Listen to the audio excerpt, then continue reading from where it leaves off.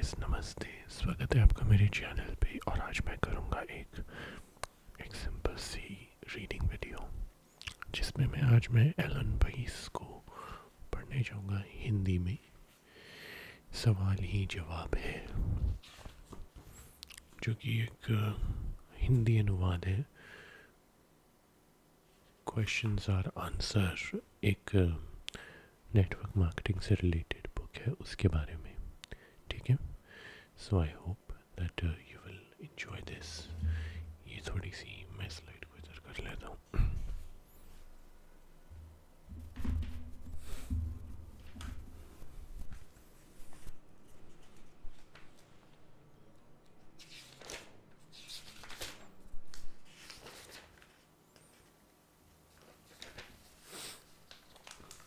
तो मैं इसके पहले पन्ने से ही पढ़ना शुरू करता हूँ, जिसका नाम है ल्यूक और मिया। थोड़ी सी मुझे लाइट इसको इधर करनी पड़ेगी। I hope you guys would not mind. Luke और मिया।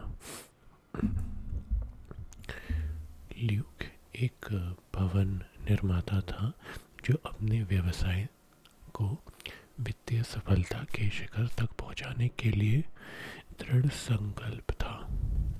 उसकी पत्नी मिया एक लेखापाल थी जिसे उसकी कंपनी के ग्राहक पसंद करते थे। एक दिन उनके पड़ोसी मार्टिन ने उन्हें अपने घर पर आयोजित एक बैठक में आमंत्रित किया। बैठक का उद्देश्य उन्हें एक व्यावसायिक अवसर के बारे में जानकारी देना था। मार्टिन ने उन्हें विस्तार से कुछ नहीं बताया था, पर चूंकि बैठक कुछ ही दरवाज़ों की दूरी पर थी और वे लोग मार्टिन को पसंद करते थे, इसलिए उन्होंने वहां जाने का निर्णय लिया। उसके अलावा उनके जाने के पीछे यह कारण भी था कि इसी बहाने शायद कई नए पड़ोसियों से भी उनकी मुलाकात हो जाएगी। जैसे जैसे बैठक की कार्रवाई आगे बढ़ने लगी, ल्यूक और मिया के आश्चर्य का पारा भी बढ़ने लग गया। उन्हें अपनी आंखों और कानों पर विश्वास ही नहीं हो रहा था। उन्हें एक नेटवर्क मार्केटिंग यानी तंत्र विपणन योजना के बारे में बताया जा रहा था, जिसे अपनाने से उन्हें आर्थिक स्वतंत्रता प्राप्त करने के साथ साथ कल्पनातीत सफलता हासिल करने का अवसर मिलेगा।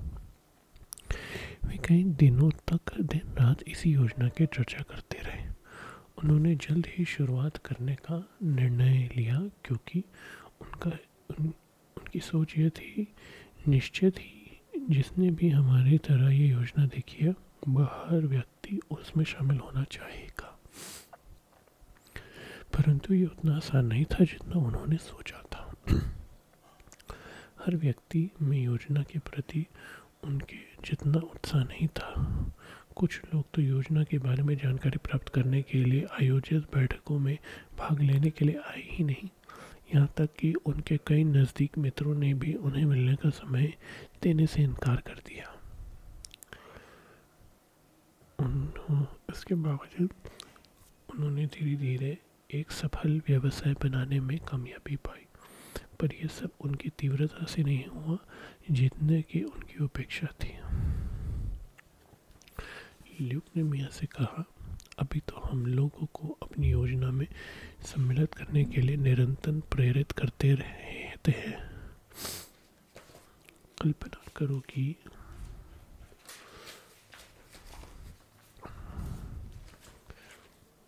हमारे बोलने के स्थान पर यही लोग यह बता सके कि हमारे नेटवर्क मार्केटिंग में क्यों शामिल होना चाहते हैं। काश ऐसा कोई मार्ग होता। ऐसा मार्ग है और यह पुस्तक आपको वही मार्ग दिखाएगी। नेटवर्क मार्केटिंग में शामिल होते वक्त अधिकांश व्यक्तियों का सबसे बड़ा भय यह होता है कि उन्हें ऊंचाई पर पहुंचने के लिए अधिक सामर्थ्यवान विक्रेता होना पड़ेगा। हमारा उद्देश्य उसी भय को दूर करना है। इस पुस्तक में एक सरल पद्धति बताई गई है जो आपको नए लोगों को अपेक्षाकृत सरलता से शामिल करने का मार्ग दिखाएगी।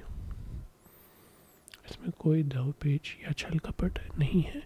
इसमें कुछ तकनीक है, कुछ सिद्धांत हैं जो निश्चित रूप से काम करेंगे, बशर्ते कि आप काम करें।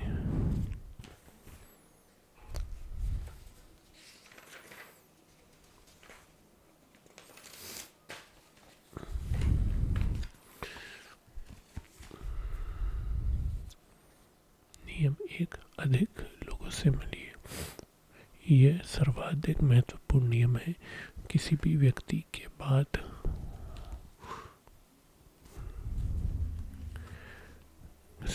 किसी भी व्यक्ति से बात करिए जो आपको सुनने के लिए थोड़ी देर की फुर्सत निकाल सके।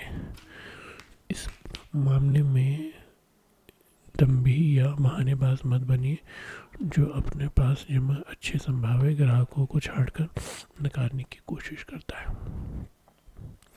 यह संभावित ग्राहकों की सूची पर नज़र दौड़ाते वक्त आप ये सोचने लगे, ये ज़्यादा उम्र वाले हैं, ये ज़्यादा युवा है, ये ज़्यादा अमीर है, ये ज़्यादा गरीब है, ये ज़्यादा दूर रहते हैं, ये ज़्यादा स्मार्ट है, इत्यादि इत्यादि।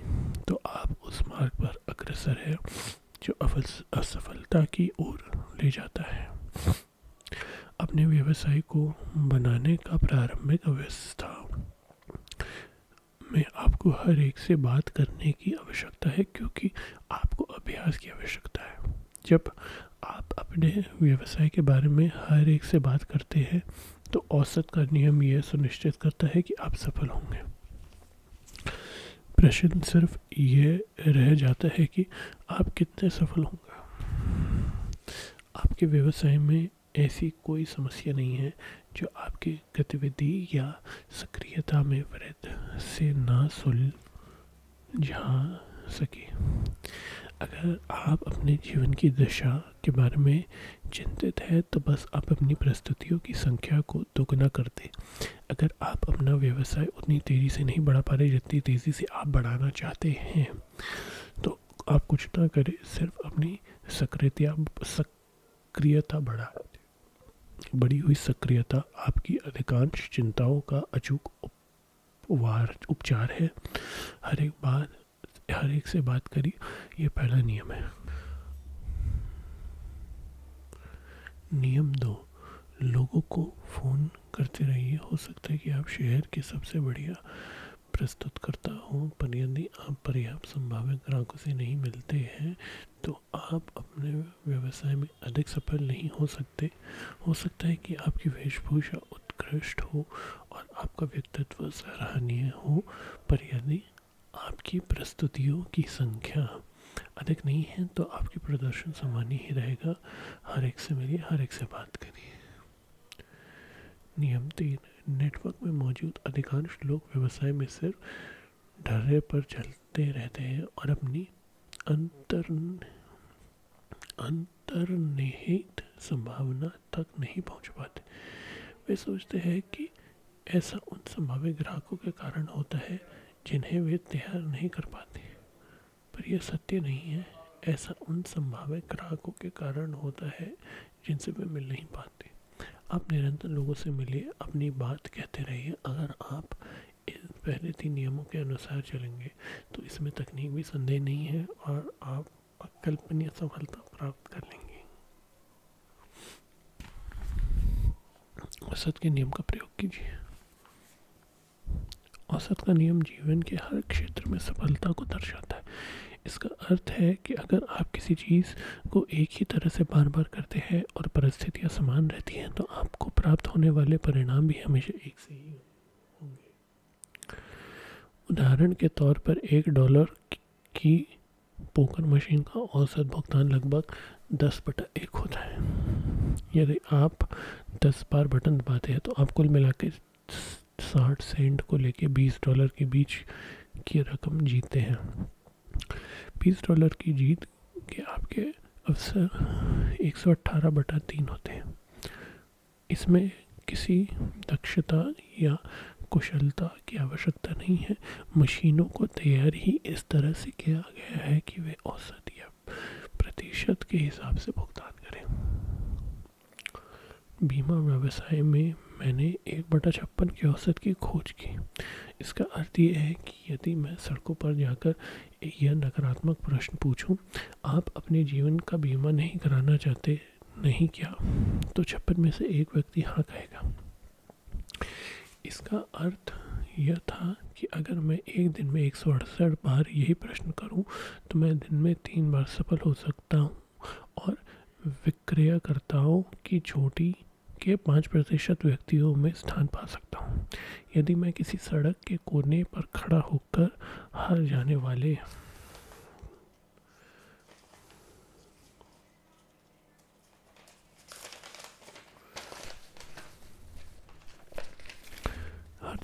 से ये कहूँ नेटवर्किंग व्यवसाय में मेरे साथ शामिल होना चाहेंगे, तो औसत का नियम निश्चित रूप से आपको परिणाम देगा। शायद 1/100 का जवाब हाँ ही होगा।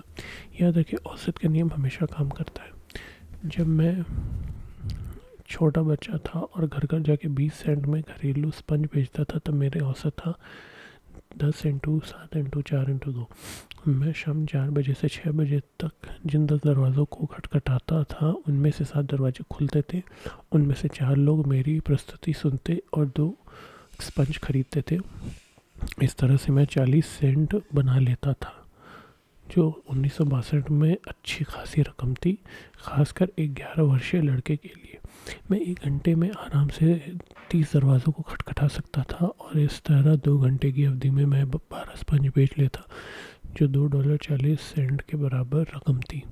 क्योंकि मैं जान चुका था कि औसत का नियम किस प्रकार से काम करता है, इसलिए मुझे उन 3 लोगों के बारे में चिंता हुई जिन्होंने मेरी प्रस्तुति को नहीं सुनी, न कि उन 2 के बारे में चिंता हुई जिन्होंने मेरा सामान नहीं खरीदा। मैं तो बस इतना जानता था कि अगर मैं 10 दरवाज़ों पर दस्तक दूंगा तो मैं भी 40 सेंट कमा सकूंगा। इसका अर्थ यह है कि हर बार जब मैं दरवाजे पर दस्तक दूंगा तो मैं 4 सेंट कमाऊंगा, चाहे उसके बाद जो भी हो। औसत का ये नियम मेरे लिए एक प्रभावशाली प्रेरणादायक शक्ति थी। 10 दरवाजे पर दस्तक दो और 40 सेंट कमाओ। सफलता सिर्फ इस बात में निहित थी कि मैं कितनी जल्दी इन दरवाज़ों पर दस्तक दे सकता हूँ।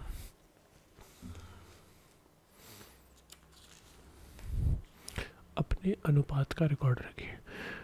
औसत का रिकॉर्ड रखना और अपनी बिक्री की गतिविधि के आंकड़ों को रिकॉर्ड रखना एक शक्तिदायक प्रेरणापुंज था। जल्द ही मैंने इस बात की परवाह छोड़ दी कि किसने मेरे दरवाज़ा खटखटाने के बाद दरवाज़ा नहीं खोला, किसने मुझे देखने के बाद मेरी प्रस्तुति को नहीं सुना, या किसने मेरी प्रस्तुति सुनने के बाद मेरा सामान नहीं खरीदा। जब तक मैं बहुत सारे दरवाज़ों पर खटखटाता था और अपनी बात प्रस्तुत करने का प्रयास करता था, मैं सफल था। इस तरह से मैं आश्वस्त यह सकता था और दरवाज़ों पर देने में मुझे आनंद आने लगा। ये न सिर्फ आपकी प्रेरणा का सतत स्तोत्र है, वरन नकारे जाने को सहजता से लेने की कुंजी भी है। जब आप अपना ध्यान अपने औसत पर रखते हैं तो आपको बाकी बातों की खास चिंता नहीं होती। आप जितनी जल्दी संभव हो अपनी अगली मुलाकात करने के लिए प्रेरित होते हैं। औसत के नियम को समझे बिना आप इस बात से प्रेरित होंगे कि आगे क्या होगा। अगर कोई ना कह दे तो आप निराश हो सकते हैं, अगर कोई दरवाज़ा नहीं खोले तो आप उदास हो सकते हैं। पर यदि आप औसत के नियम को समझ लेते हैं और स्वीकार कर लेते हैं तो ऐसा नहीं होता। आप अपनी मुलाकातें, प्रस्तुतियाँ, नए सदस्यों के आंकड़ों को सामने रखते हुए औसत के अपने आंकड़ों पर स्वयं विकसित कर सकते हैं।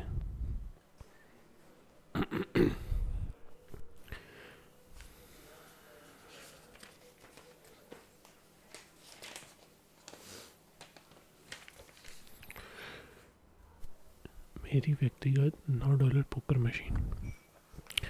जब मैं किशोर अवस्था में था, मेरे पास एक सांध्य कार्य था जहाँ जहाँ मैं बर्तन, चादर और कंबल बेचता था। मेरा अनुपात था 5:3:2:1। हर 5 संभावित व्यक्तियों को मैं फ़ोन लगाता था। उनमें से 3 मुझे मिलने का समय देते थे। उनमें से सिर्फ 2 के समक्ष मुझे अपनी बात प्रस्तुत करने का अवसर मिलता था, क्योंकि तीसरा व्यक्ति या तो अपॉइंटमेंट कैंसिल कर देता था या सुनता ही नहीं था, या ऐसी कोई आपत्ति उठा देता था जो मेरे नियंत्रण से परे थी। इस प्रकार से 2 ही लोग मेरी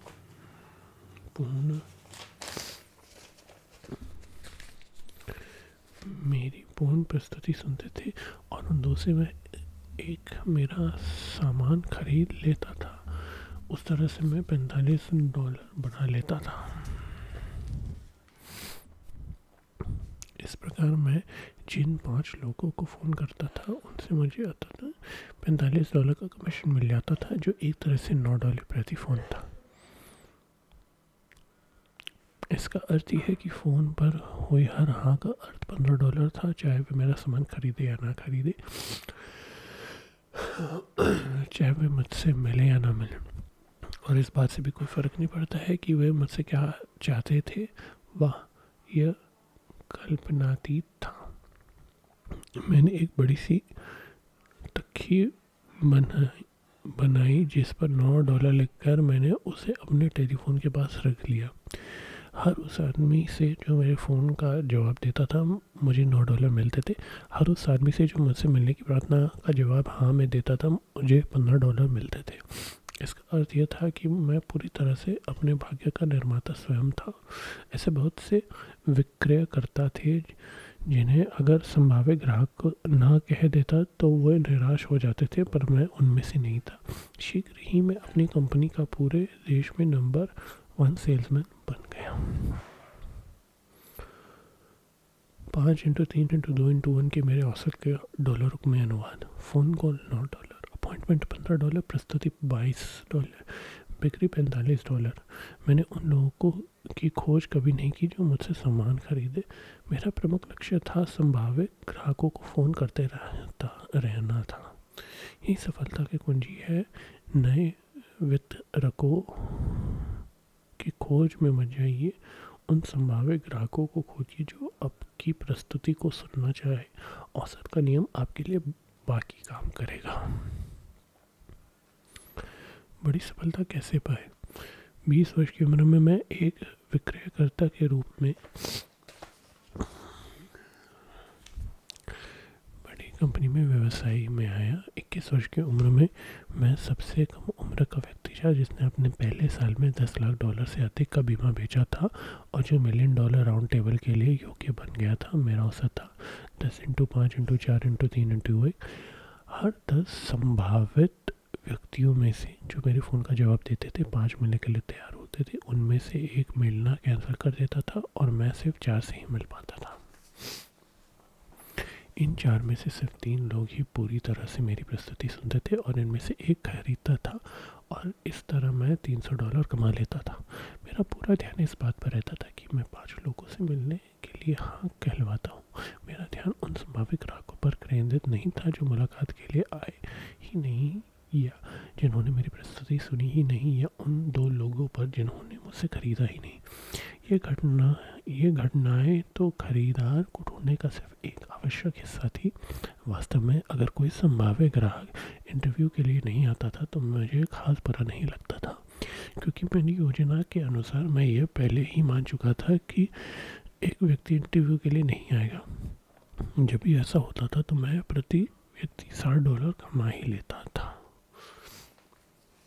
सो गाइस, आज के लिए मैं बस इतना ही पढ़ूंगा। मुझे उम्मीद है कि आप रिलैक्स्ड हो गए हो। आज्ञा दीजिए। नमस्कार।